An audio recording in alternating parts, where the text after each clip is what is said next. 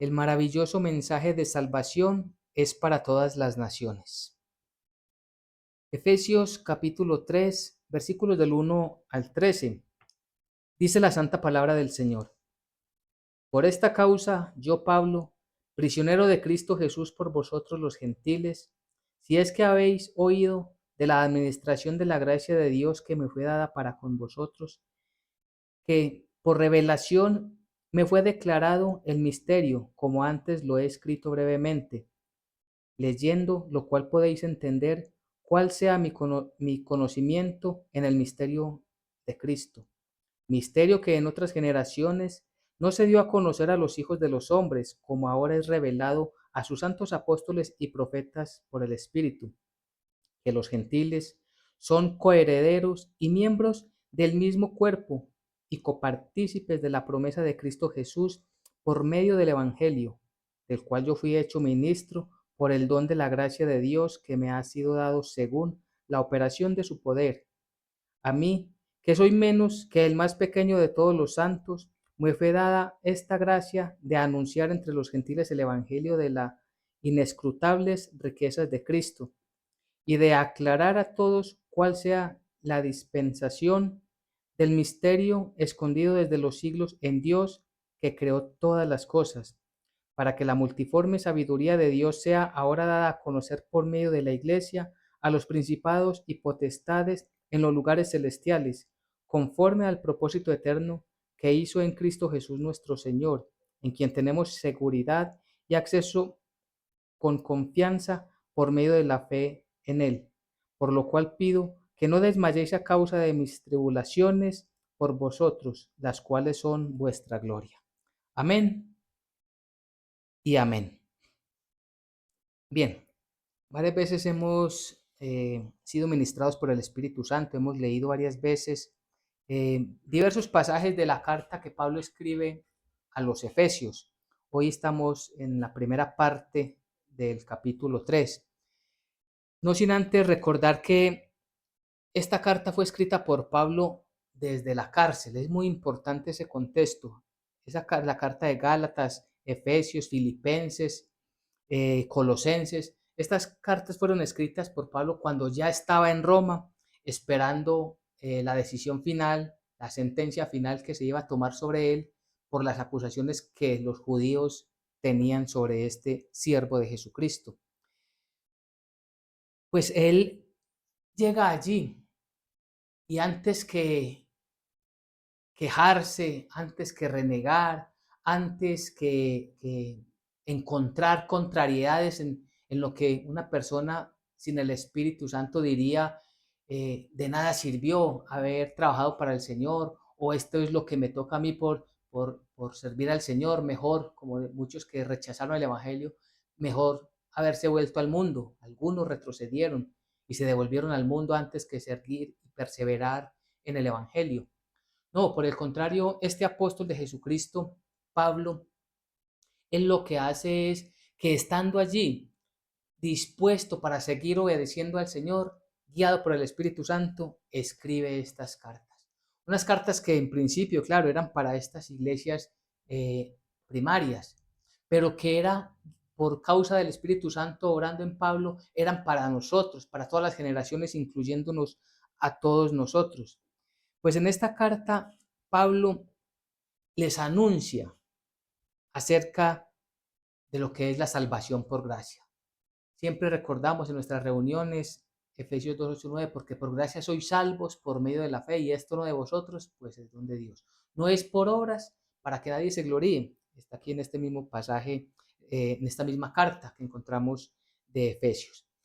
Pues Pablo dice, y dice en el primer versículo que tenemos el día de hoy, 3:1, dice, por esta causa yo, Pablo. Y entonces lo que debemos de preguntarnos es, ¿por cuál causa? Y necesariamente esto nos invita a que nos devolvamos un poco en el contexto y sepamos él de qué viene hablando. Pues ya habíamos dicho, él viene hablando de lo que es la salvación por gracia, pero también de ese Dios que es rico en misericordia y que por su gran amor, que con su gran amor nos amó, es decir, nos ha rodeado con su gran amor. Y algo que es muy importante y está mucho en el contexto de lo que vamos a leer hoy es que juntamente Él, el Dios Todopoderoso, nos salvó juntamente con los judíos. Y era algo inaceptable, algo que no jamás pudieron haber pensado allí los israelitas, de que Dios del pueblo de Israel, unido al pueblo de los gentiles, iba a formar un solo pueblo. Y es lo que nos enseñan las sagradas escrituras. Y esto tiene un contexto importante porque los judíos, en principio, incluso muchos hoy todavía piensan que ellos son los únicos escogidos por el Señor. En principio el Señor los escogió a ellos y el propósito de haberlos escogido era para que ellos fueran esa luz al resto de las naciones, que ellos teniendo como base principal la obediencia a su Dios único y verdadero, a través de esa obediencia Dios los bendeciría en grande manera y las otras naciones buscarían acercarse a ellos y de esta manera ellos ser bendición para las otras naciones. El pueblo de Israel sabemos que no lo logró, no lo pudieron hacer, no cumplieron su parte del pacto. Pero Cristo Jesús, que es descendiente de Israel, que es israelita, que es judío, Él en representación de esa nación, en Él somos bendecidas todas las naciones. Por eso allí se cumple la promesa que Dios le hizo a Abraham. En ti serán benditas todas las naciones, en esa descendencia. ¿A través de la qué? De la fe en Jesucristo. Entonces, todo esto se da ¿por qué? Porque los dos pueblos tenemos la misma oportunidad y la única oportunidad de llegar delante del Señor. Esto se da solo por el sacrificio de Cristo Jesús en la cruenta cruz. Ahí en el capítulo 2, versículos 16, dice la palabra del Señor, Efesios 2:16, dice, y mediante la cruz, la obra de Jesucristo, ¿cierto? Y mediante la cruz reconciliar con Dios a ambos en un solo cuerpo, matando en ella las enemistades. Es decir, mediante la cruz, Cristo Jesús reconcilió con Dios Padre, a ambos pueblos en un solo cuerpo. ¿En cuál cuerpo? En Él, en el cuerpo de Cristo.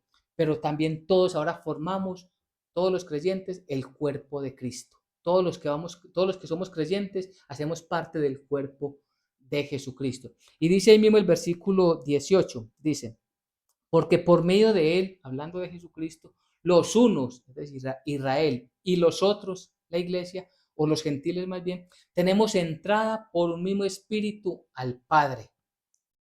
Son las mismas, permíteme la expresión, las mismas condiciones para entrar al reino de los cielos, son las mismas tanto para el pueblo de Israel como para el resto de las naciones, los gentiles. ¿Y cuál es esa condición? Que tenemos que entrar solamente por medio de Jesucristo, es decir, a través de Jesucristo. ¿Y cómo pasamos a través de Jesucristo? A través de la fe, de creerle a Él, de creerle a Dios que Él es su Hijo y de creerle a Dios que Él, siendo santo y justo eternamente, pagó por nosotros los pecadores en una cruenta cruz, como leíamos en el versículo 16, por su sangre.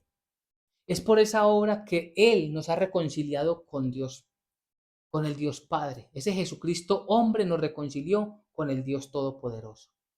Y ese es el centro de lo que viene hablando Pablo. Por eso retomamos el versículo 1, dice, por esta causa, o sea, por causa de enseñar el Evangelio, por esta causa de ministrar, de enseñar a todos lo que significa esa obra salvadora de Cristo Jesús, él ahora ministra y dice, por esta causa yo, Pablo, prisionero de Cristo Jesús por vosotros los gentiles.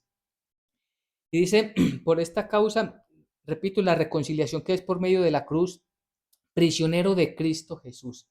¿Cómo es eso que prisionero de Cristo Jesús? Él estaba prisionero en Roma, estaba en las prisiones romanas, aunque para el contexto, dicen los estudiosos históricos bíblicos, dicen que él se encontraba en una especie de casa por cárcel, lo que hoy conocemos como casa por cárcel. Tenía ciertas libertades dentro de ese pequeño espacio y allí incluso algunos amigos conocidos lo podían visitar allí.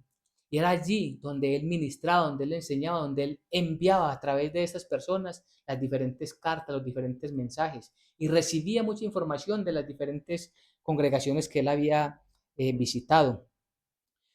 Entonces vemos que allí Pablo no se está quejando, no está diciendo eh, que él está allí quejándose, poniéndose como mártir. Yo que estoy aquí preso por los romanos, preso por la tiranía de los judíos. No, él no está tomando ese contexto físico para mostrarse él, sino que está tomando todo diciendo es que yo soy preso de Cristo Jesús. ¿Y qué significa entonces ser preso de Cristo Jesús? Él lo que estaba diciendo es que él, al estar preso, pensemos en una persona físicamente presa, ¿de qué depende? La alimentación depende exclusivamente de lo que le traigan, lo que le permitan tomar los carceleros. Está allí bajo las leyes y solamente allí pueden cumplirse las leyes de aquel que tiene el gobierno sobre esa jurisdicción donde él está encarcelado. Eso sucede normalmente en una prisión. Y cuando él está diciendo yo soy prisionero de Cristo Jesús, es decir, que él se está alimentando de solamente lo que Cristo Jesús le da, espiritualmente hablando, del mensaje divino de la salvación. Que él depende de ese Rey de Reyes y Señor de Señores que es Cristo Jesús. Aunque su situación física sea demasiado incómoda, él reconoce que todo es para la gloria de Dios y que todo eso el Señor lo está permitiendo con el propósito que él pueda tener allí, ese tiempo de intimidad con él para escribir esta carta. Y para escribir esta y otras y muchas otras. Y para enviar mensajes, porque todo lo que él enseñaba, lo que fue inspirado por el Espíritu Santo lo tenemos en la Biblia, pero él aconsejaba a las diferentes personas, a las diferentes familias, a las iglesias que mandaban sus delegaciones para escuchar qué tenía que decir acerca de cómo solucionar una u otra situación. Todo esto, él decía, es que yo estoy preso en Cristo Jesús. Es decir, lo que hay por fuera no es lo importante es que yo pueda alimentarme de la presencia del Espíritu Santo, de la soberanía de Dios, para poder cumplir su voluntad, para poder tener fuerzas y perseverar en su buena voluntad. Y esto lo hace ¿por qué? Dice por los gentiles. Cuando dice por los gentiles, ese es el propósito. El propósito es llevar el evangelio a los gentiles. Y aquí entonces viene para nosotros una primera reflexión. Porque uno podría pensar, Dios puede salvar a una persona. ¿En qué momento se da la salvación? En el momento en que la persona cree que Jesucristo es su único Señor y Salvador. Cuando la persona cree con toda certeza de que, primero, que ninguna obra puede salvarlo a sí mismo, puede salvarse, ninguna obra que él haga puede salvarlo. Cuando una persona sabe que no hay otro camino distinto para llegar al cielo, sino que es exclusivamente estando en Cristo Jesús. Y cuando comprende que Él pagó por sus pecados en la cruenta cruz del Calvario, allí está aceptando el Evangelio de Jesucristo. En ese momento la persona es salva. Y uno podría decir, bueno, Dios, ¿por qué Dios pudo haber hecho? Cada vez que una persona llegue, sea un nuevo creyente, de una vez llevárselo para el reino de los cielos y así ir llevando y llevando más personas. Pues sucede lo mismo con nosotros que como sucedió con Pablo. Y es que nosotros recibimos la salvación. Recordemos que Pablo, antes de ser salvo, era un perseguidor de la iglesia, era un perseguidor del evangelio, era un perseguidor de Jesucristo. Saulo, Saulo, ¿por qué me persigues? En el encuentro que tuvo personal con nuestro Señor Jesucristo. Él era un perseguidor. Cuando él recibe, como todos nosotros, la salvación por gracia, significa, cuando él recibió ese regalo de la salvación, él a partir de ese momento, Pablo es salvo. Pero él queda aquí porque Dios le había encomendado una misión.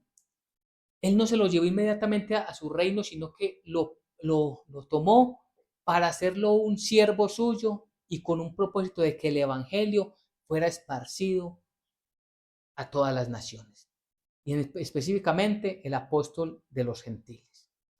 Entonces, en ese contexto, en esa reflexión que hacemos es, nosotros creemos ya con toda certeza que Jesucristo, el Hijo de Dios, pagó por nuestros pecados, que Él es el único camino para nosotros llegar al cielo. Lo tenemos claro, lo comprendemos, es una completa certeza para nosotros. Pues si eso es así, entonces viene la segunda parte y es, ¿por qué entonces todavía no nos hemos ido para el reino de Dios? Y la respuesta obvia es, tenemos una misión que cumplir acá. ¿Cuál es esa misión? ¿Qué podríamos responder cada uno de nosotros? Pues es testificar el evangelio de la salvación por gracia a otras personas, así como a través de otras personas Dios quiso enseñarnos el evangelio, así Dios quiere que a otras personas a través de nuestro testimonio ellos conozcan el evangelio de la salvación. Y algo muy importante, Pablo estaba encarcelado ¿en qué? En una tierra de gentiles. Él no estaba encarcelado en Jerusalén, en la tierra santa, no, él estaba encarcelado en tierra de gentiles. Y Dios lo manda allí y desde allí es el centro de su trabajo en estos últimos días para ministrar a otros gentiles. Entonces, en el contexto en que nosotros nos encontramos, seguramente estamos en medio de gentiles, y tomamos la palabra gentiles hoy como no creyentes. Estamos en medio de gentiles, estamos en medio de un sistema gobernado por gentiles, por no creyentes. ¿Y cuál es la instrucción, la orden que se nos da? ¿Que huyamos de estas personas? No, que nos quedemos en medio de ellas, pero para testificar el evangelio, no para hacer lo que ellos hacen, no para compartir sus malas prácticas, no para compartir ni aliarnos con sus idolatrías, no, sino que estemos allí para que con nuestro testimonio vamos enseñando, ministrando a las personas que están en nuestro entorno. Y quizás muchos pensamos inmediatamente en un salón lleno de mucha gente, o una mega iglesia, un estadio lleno de creyentes. No, es allí, en el uno a uno, en la gente que está cerca de nosotros, desde nuestro comportamiento ser esa luz que ellos puedan ver y que Dios los pueda bendecir a través nuestro, en que ellos reciban de ese amor gratuito y genuino de nuestro Dios. Entonces vemos cómo Dios desde el lugar de los gentiles enseña a los gentiles, utilizando a Pablo. Desde el lugar donde nos encontremos Dios, si nosotros nos disponemos, si aceptamos el llamado, si decimos, Señor, aquí estoy, no tengo capacidades, no tengo inteligencia, no soy el mejor para hablar, pero si tú quieres utilizarme, aquí estoy, Señor. Si eso lo estamos diciendo es porque no lo decimos con nuestros labios, sino que diario, todos los días y sin falta, oramos al Señor por esto. Leemos la palabra pidiendo sabiduría y rogándole a Dios que las personas que pongan nuestro entorno, Él les pueda abrir los oídos espirituales para que comprendan la palabra. Si la escuchan, no la escuchan, si la atienden o la desprecian, Dios juzgará, no nosotros. Pero de esa manera debemos nosotros de prepararnos, así como Pablo, para ser apóstol de los gentiles. Dice entonces el versículo 2, dice, si es que habéis oído de la administración de la gracia de Dios que me fue dada para con vosotros. Si es que habéis oído, significa, él ya había hablado varias veces. No, de hecho, él ya estaba terminando su carrera como apóstol. Él estuvo en Éfeso mucho tiempo ministrando así en las casas de las familias, en las pequeñas sinagogas, enseñando el evangelio de la salvación por gracia. Y él lo que está diciendo es como una especie de confrontación. Si es que verdaderamente ustedes han prestado atención a lo que les he hablado, pues sobre esto quiero hacer el énfasis. Y dice, de la administración. ¿Qué significa? Si es que habéis oído de la administración de la gracia de Dios que me fue dada para con vosotros. La administración hace referencia a ese don que Dios da a una persona. Es algo que la persona recibe de Dios para llevar el mensaje de salvación. Ojo, Pablo dice claramente, la administración de la gracia de Dios que me fue dada para con vosotros. Primero, habla de la administración de la gracia, es decir, del manejo, del entendimiento, de lo que significa la gracia de Dios. ¿Qué está diciendo? Que eso es un don. Ese es el don de la fe, el don del entendimiento, que podamos nosotros comprender ¿Qué significa? La gracia de Dios, la gracia divina, ese regalo de salvación. Esa palabra administración entonces está hablando de qué? De esa persona que ya está entregada a Dios, que es para Dios, que está al servicio de Jesucristo. Todos tenemos por lo menos un don. La pregunta es, ¿qué estamos haciendo con ese don? ¿Qué estamos haciendo con todo lo que Dios nos permite tener, con todo lo que Dios nos permite hacer? Todo esto nos lleva a pensar, nosotros tenemos en nuestro deseo el día a día llevar el mensaje de la salvación. Nosotros, si hemos crecido, si estamos creciendo espiritualmente, en nosotros debe cambiar ese chip. Y es que venimos delante de Dios para que nos bendiga, rogándole que Él cumpla nuestros deseos, para nosotros ir y vivir cómodamente en el mundo. Ese es, tristemente, un promedio de muchos cristianos. Dicen creer en Dios con ese entendimiento. Pero cuando empezamos a crecer un poco más, ya no venimos para pedirle a Dios que conceda nuestros deseos para vivir cómodamente en el mundo, sino que venimos para pedirle a Dios que nos dé el entendimiento de cuál es su voluntad para cumplirla en el mundo, sea cómoda o incómodamente. Esa es una gran diferencia. Y eso nos mueve bastante. Ese don, el don de la gracia, el don del entendimiento, el don que cada uno de nosotros tenemos, está allí para ponerlo a dar frutos, para ponerlo a funcionar. No es para nuestro beneficio. Pablo en otra de sus cartas dice que es para el beneficio de la comunidad, para bendición de los hermanos, para bendición de la iglesia. Pues sobre eso debemos de trabajar nosotros, sobre eso debemos de pensar. Pablo estaba en situaciones incómodas sirviéndole a las otras personas, sirviéndole a los demás. ¿Y esto de qué nos habla? De la fidelidad que tenemos nosotros que tener con Dios. En 1 Corintios 4:2 nos habla precisamente de esto. Dice, ahora bien, se requiere de los administradores que cada uno sea hallado fiel. Recordemos que Pablo viene hablando de la administración de la gracia, ¿cierto? Que cada uno de los administradores sea hallado fiel. Es decir, ¿qué significa ser hallado fiel? Que lo que Dios le ha dado lo está utilizando para el reino de Dios, no para sus propósitos, no para sus comodidades, no para sus deleites, no para sus placeres, no, para la voluntad de Dios. Hay muchas cosas por aprender.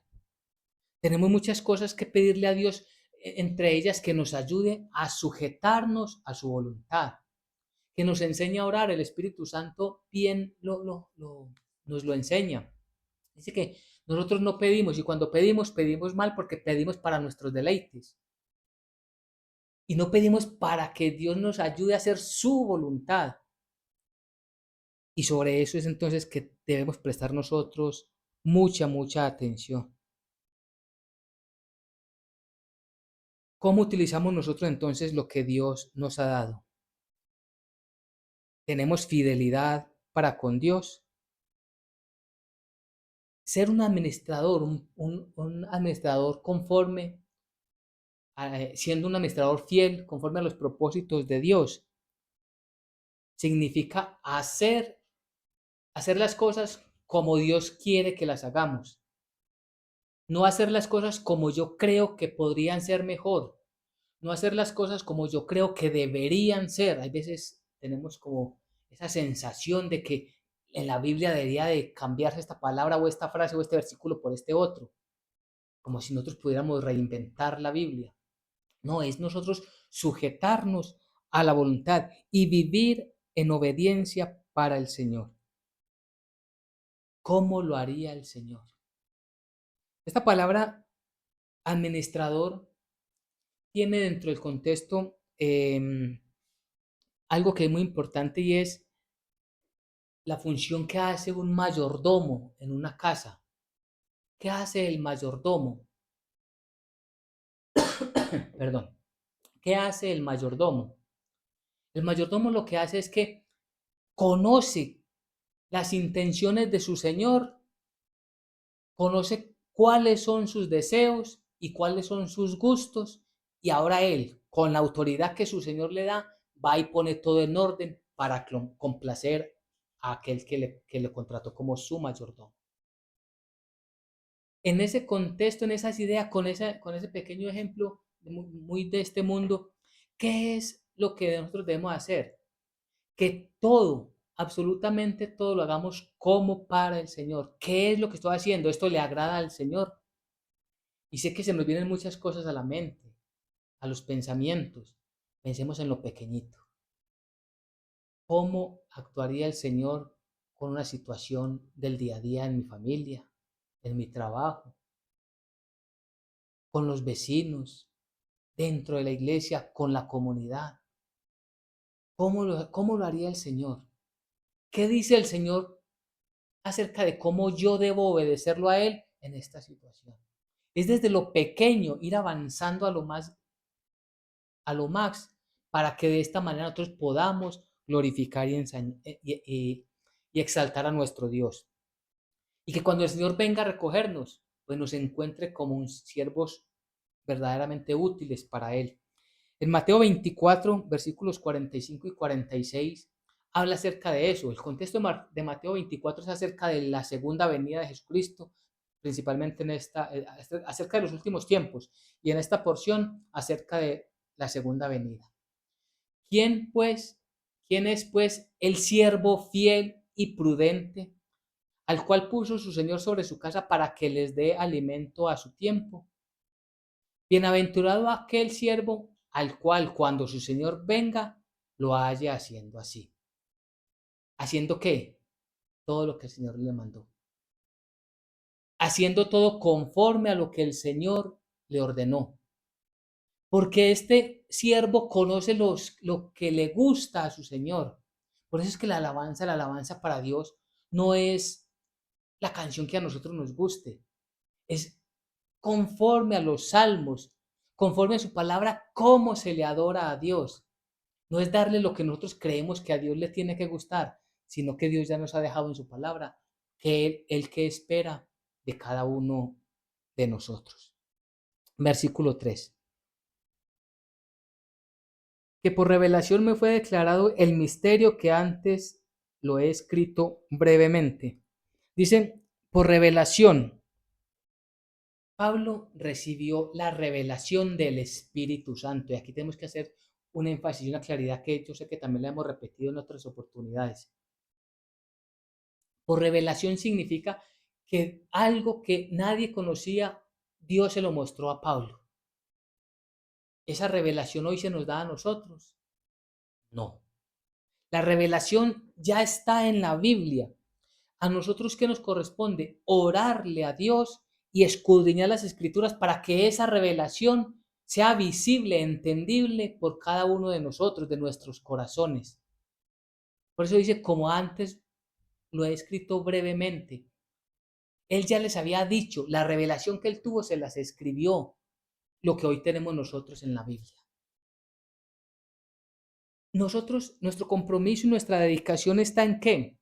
Pablo recibió una revelación y tomó una acción inmediatamente. Nosotros leemos la Biblia, allí tenemos esa revelación escrita o la iluminación de nuestro corazón, de nuestro entendimiento. Con esa iluminación es necesario que tomemos una acción aplicada completamente a nuestras vidas. Porque también sucede que tenemos la iluminación, el entendimiento para decirle a otra persona, mire, usted lo que tiene que hacer es esto. Pero ¿y la parte de nosotros dónde quedó? Lo primero que vamos a ver es esa palabra que me está diciendo a mí, qué es lo que el Señor me está diciendo a través de su palabra por el Espíritu Santo que yo debo implementar en mi vida, que yo debo guardar en mi corazón y ponerlo por obra. Versículo 4. Leyendo, lo cual podéis entender cuál sea mi conocimiento en el misterio de Cristo. Es decir, en lo que ellos les había escrito, si ellos lo leen cuidadosamente, es decir, si nosotros lo leemos cuidadosamente, podemos entender cuál es el conocimiento en el misterio de Cristo. ¿Cuál es el conocimiento en el misterio de Cristo? lo hemos repetido, pero acá está en la Biblia, para que lo memoricemos, lo repasemos, lo volvamos a estudiar. Ese misterio, ¿a qué se refiere el misterio? Ese misterio de Cristo. Nadie en el Antiguo Testamento sabían que el mismo Dios, hecho hombre, vendría a rescatarnos. Nadie. Y el misterio más grande es que el Dios que todo lo sabe y que todo lo puede, ya había preparado que en Él, en la persona de Jesucristo, íbamos a ser salvo la nación de Israel y las naciones gentiles que nos unamos a la fe de Jesucristo. Ese es el misterio. Nadie sabía que Dios nos iba a juntar, que eso va a suceder, todavía no lo somos, Dios nos va a juntar en un solo pueblo. No es que la iglesia vaya a reemplazar a Israel. Es decir, algunos dicen, enseñan una doctrina equivocada de que la iglesia va a reemplazar o ya reemplazó a Israel y que Israel fue desechada. La palabra dice muy clara, no es que Dios haya rechazado a Israel. Por el momento, por un tiempo, Dios puso su mirada en los gentiles, apartando su mirada de Israel. Cuando entremos en la totalidad de los gentiles que creemos hoy, que vamos a creer en Jesucristo en el futuro, hasta el último de los gentiles que crea, en ese momento se cierra la puerta para volver a mirar hacia Israel. Tiempos de angustia para Jacob vendrán para Israel, porque ellos desecharon al Mesías, pero también ellos van a recibir la gracia y el favor de Dios, la gracia, el regalo de la salvación. Todo esto es un misterio que estaba escondido, que nadie lo vio venir, pero que Cristo Jesús lo hizo realidad. Y que a través del Espíritu Santo Pablo lo recibió y lo escribió a cada uno de nosotros. Versículo 5. Misterio, por eso dice, misterio que en otras generaciones no se dio a conocer a los hijos de los hombres, como ahora es revelado a sus santos apóstoles y profetas por el Espíritu. Aquí hay dos cosas. Uno, que no había sido revelado en otras generaciones. Y lo otro, que fue revelado a sus santos, apóstoles y profetas. ¿Por qué ese énfasis? Porque hay muchas personas que dicen que hoy recibieron una nueva revelación. Parece que quisieran adicionarle un capítulo más a la Biblia, que recibieron algo nuevo que Dios les habló y salen pregonando ese mensaje por el pueblo cuando esas cosas que dicen, la gran mayoría, por no decir las que todas, contradicen la Biblia. No, el Dios mismo y el Dios Todopoderoso, por el Espíritu Santo, se lo reveló a los profetas y a los santos apóstoles para que nosotros tengamos la facilidad de simplemente escudriñar las Escrituras orando en el Señor para comprenderlas. Eso es importante que lo comprendamos, eso es importante que lo sepamos. ¿Y qué es lo que viene diciendo? Versículo 6, que los gentiles, y es el énfasis que hace, que los gentiles son coherederos y miembros del mismo cuerpo y copartícipes de las promesas en Cristo Jesús por medio del Evangelio. Lo que es para Israel es para los gentiles. Lo que es para los gentiles es para Israel. No hay ya una diferencia. Sí la hubo en el Antiguo Testamento, pero recordemos, Israel fue incapaz de cumplirle a Dios. Como los gentiles somos incapaces de cumplirle a Dios. Todo es por gracia. Ellos necesitan el regalo de la salvación, nosotros necesitamos el regalo de la salvación. Y esa promesa que es en Cristo Jesús por medio del Evangelio es ¿qué? La promesa de la salvación. Estando en Cristo Jesús, esa promesa la recibimos.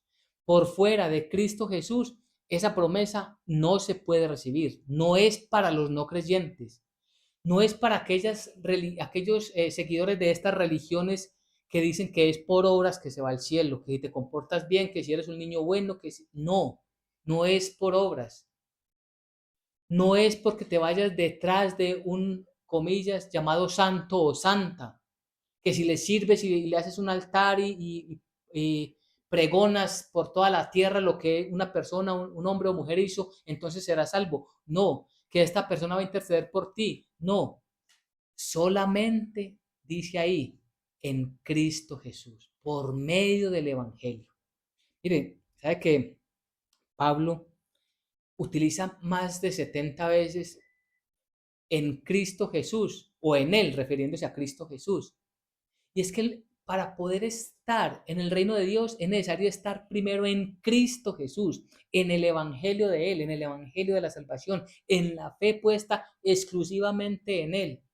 Por eso, una vez más, no permitamos distracciones de aquellas enseñanzas, de aquellos debates que simplemente llevan allí a la confusión, de que entonces que si María está en el cielo o no está en el cielo, que si María es corredentora o no es corredentora, definitivamente no es corredentora. Solamente el Redentor es Cristo Jesús, que está en el cielo. Dios le escogió un lugar allí y nadie se lo puede quitar, ni se lo puede subir, ni lo puede bajar el lugar que Dios le dio. Ese no es el tema en el que debemos participar. No debemos de participar en esos debates que tenemos un ángel que es el que nos va a llevar al cielo o el que nos da lo que nosotros le pidamos. No, eso no lo enseña la Biblia. Nuestro centro, Cristo Jesús, estar en Él por medio del Evangelio. Es decir, la promesa se recibe en Cristo Jesús por medio del Evangelio. Es que hay que conocer el Evangelio. No basta con decir Señor, Señor, sino es por medio del Evangelio, creyéndolo, conociéndolo, estudiándolo, revisándolo, repasándolo, compartiendo con los hermanos, no dejando de congregarnos. Y de esta manera vamos a estar mejor, en una mejor posición nuestra delante del Evangelio de Jesucristo. Es allí donde debemos nosotros de permanecer. Versículo 7. Del cual yo, hablando Pablo, del cual yo fui hecho ministro por el don de la gracia de Dios que me ha sido dado según la operación de su poder. Entonces, nuevamente, la promesa de salvación de lo que anuncia Pablo es a través del Evangelio. Y él dice, ese misterio, el misterio del cual fui yo hecho ministro, perdón, misterio no ministro, del cual fui hecho ministro por el don de la gracia de Dios.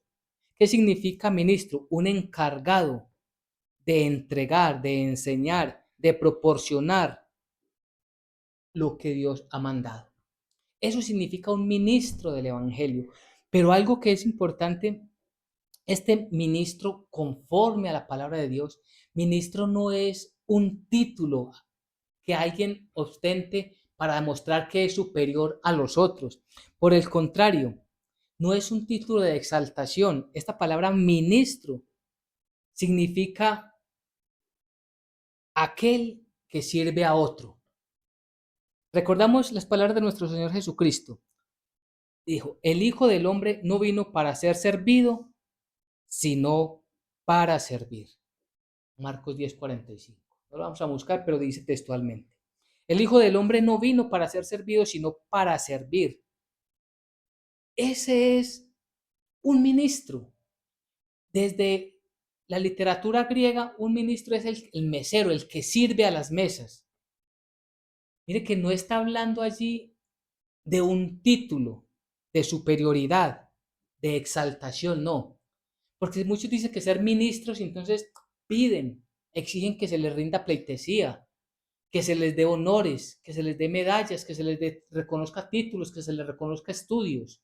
No, es enseñar, ministrar, entregar la palabra de Dios, el alimento espiritual, sin buscar nada a cambio. Eso es lo que significa ser un ministro. Entonces dice, del cual yo fui hecho ministro por el don de la gracia de Dios, por el regalo de Dios. Es decir, él no lo tenía, él no lo buscó, él no lo merecía, Dios quiso dárselo. ¿Y eso por qué? Por el gran poder de Dios que quiso obrar en él.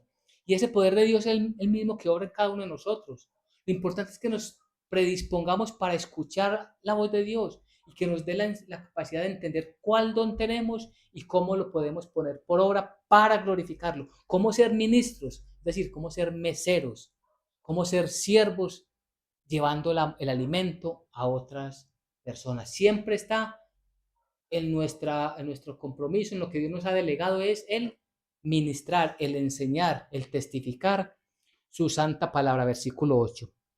Dice, a mí, que soy menos que el más pequeño de todos los santos, me fue dada esta gracia de anunciar entre los gentiles el evangelio de la inescrutable riqueza de Cristo. Ahí dice, a mí que soy menos que el más pequeño de todos los santos. Es decir, él sabe que no es nada por mérito propio. Ni siquiera Pablo estuvo entre los 12 que el Señor llamó. Pablo viene a aparecer después de que Cristo murió y resucitó. Él ya, después de haber resucitado, se le aparece en el camino de Maús. Perdón, a Damasco. Y allí él comprende, empieza el principio de la administración, de cómo Dios le enseña a él el Evangelio. Y esto es importante, nosotros no creamos que porque tenemos un poquito más de entendimiento de un versículo, de un pasaje, o un poquito más de habilidad para hablar, somos más o mejores que alguien. No, es que es juntar el don de ustedes, más el suyo, más el otro, más el de todos nosotros, y todos estos dones al servicio de Dios, entonces la iglesia de Jesucristo va a ser edificada. De eso se trata. ¿Y qué fue? Dice, me fue dada esta gracia de anunciar entre los gentiles el evangelio de la inescrutable riqueza de Cristo. Las riquezas de Cristo, ese mensaje tan grande, tan lindo, tan poderoso, eterno, el evangelio es eterno, de la salvación, versículo 9. Y de aclarar a todos cuál sea la dispensación del misterio escondido desde los siglos en Dios que creó todas las cosas. Nuevamente, énfasis, el misterio. Ese misterio escondido desde los siglos, todo aquello nos lleva a ¿qué? La omnisciencia de Dios. Esto estaba todo plenamente planeado desde antes de los tiempos por el Dios Todopoderoso. Dios sabía que íbamos a necesitar un Salvador. Jesucristo no vino hace 2000 años porque Dios vio que ya definitivamente la naturaleza humana se iba a descarriar y que no se iba a salvar ninguno. Dios lo sabía antes de crearnos, antes de todos los siglos. Y por eso Él viene a aclarar que todo esto es un plan perfecto de Dios, que todo esto es para el Señor. Versículo 10. Para que la multiforme sabiduría de Dios sea ahora dada a conocer por medio de la iglesia a los principados y potestades en los lugares celestiales. ¿Qué nos dice este versículo 10? Mire, el único que conoce todas las cosas es Dios. ¿Y por qué tan importante decir esto? Porque ni siquiera los ángeles conocían este plan perfecto de Dios. Es más, los ángeles están gozosos viendo la obra de Dios en nosotros. Los ángeles están aprendiendo, conociendo de una mejor manera a ese Dios que de tanta misericordia nos ha entregado a nosotros. Un Dios omnisciente, todopoderoso, el Dios que está llenando todas nuestras vidas de su gracia y de su favor por misericordia. El Dios omnipotente, el Dios omnipresente, el Dios que todo lo sabe, está reflejando su gloria en la obra que a través de Cristo Jesús hizo por nosotros la humanidad. Y esto lo están viendo los principados y potestades en los lugares celestiales. Están maravillados, no de nosotros, sino de Dios. Es un motivo más de alabanza y de gloria para nuestro Dios. Conforme al propósito eterno que hizo en Cristo Jesús, nuestro Señor, nuevamente, propósito eterno. Esto no es casualidad, no es que Dios esté moviendo las fichas allí como un ajedrez, entonces, porque la humanidad se movió de esta manera, entonces Dios se va a mover de esta, a ver quién gana la partida. Todo está perfectamente gobernado por nuestro Señor. Todo está totalmente bajo la soberanía y la divina providencia del Dios eterno. Versículo 12. En quien tenemos, hablando de Jesucristo, seguridad y acceso con confianza por medio de la fe en Él. Este versículo les invito para que lo resalten en sus Biblias, para que lo memoricemos, para que nunca lo olvidemos. Tenemos la completa seguridad de la salvación. ¿Somos creyentes? Estamos totalmente confirmados para el reino de Dios. Ya nada va a cambiar esto. porque la salvación no depende de nosotros, sino que depende de nuestro Señor Jesucristo. Por eso dice, ¿en quién? En Cristo Jesús, en quien tenemos seguridad y acceso con confianza por medio de la fe en Él. Es decir, ¿cómo se llega? Por medio de la fe. No es porque a alguien le dé por hacer altares, no es porque a alguien le dé hacer un desfile, una procesión, no es porque a alguien le dé por hacer muchas obras de misericordia y después pasar una cuenta, una factura de cobro, no, es porque creemos plenamente en el Señor. Y termina el versículo 13 diciendo, por lo cual pido que no desmayéis a causa de mis tribulaciones por vosotros, las cuales son vuestra gloria. Ellos sabían, tanto la iglesia en Éfeso como todas las iglesias, que Pablo había sido llevado desde Jerusalén en un larguísimo viaje hasta Roma para ser juzgado allí por César. Y que muy posiblemente, ya al final, los historiadores bíblicos así lo confirman, de que él murió ejecutado por los romanos. Pero él les está diciendo, todo esto que les digo es para que ustedes no desmayen. Les pido que no desmayen por mis tribulaciones, no, por el contrario, que esto sirva para que ustedes se alegren, para que ustedes se motiven, para que ustedes recobren fuerzas y que permanezcan fieles y firmes, sin importar lo que pase en el Evangelio de la salvación. Maravilloso. Maravilloso la fuerza que da el Espíritu Santo, maravilloso el poder que da Dios en la persona se dispone para hacer su voluntad. Usted y yo estamos dispuestos a servirle al Señor en nuestro contexto. Nosotros no vamos a ser llevados a Roma y no vamos a ser ejecutados por causa del Evangelio en nuestro contexto. Hay países donde sí están matando cristianos, pero en nuestro contexto cercano, lo máximo que podemos recibir es un desprecio, una humillación, de pronto un insulto, si acaso. Pero estamos nosotros dispuestos a prepararnos día tras día para testificar este Evangelio, buscar en la presencia del Señor ese don que Él nos ha dado para el servicio de las personas y la gloria de Él, del Dios Todopoderoso. De entender que no estamos aquí para pedirle a Dios que nos escuche, que nos dé lo que le pedimos y salir a hacer en nuestra voluntad y vivir cómodamente en el mundo, sino que ya comprendimos que venimos delante del Señor a pedirle, Señor, ¿cuál es tu voluntad? Dame la capacidad de comprender cuál es tu voluntad y la fuerza para cumplirla. Y dame el entendimiento de ese don para yo ponerlo en práctica allí, esté en comodidad o en incomodidad, yo pueda glorificarte, Señor, hacer tu voluntad. Porque si esto es así, entonces verdaderamente nosotros hemos comprendido que el maravilloso mensaje de salvación es para todas las naciones. Amén y amén.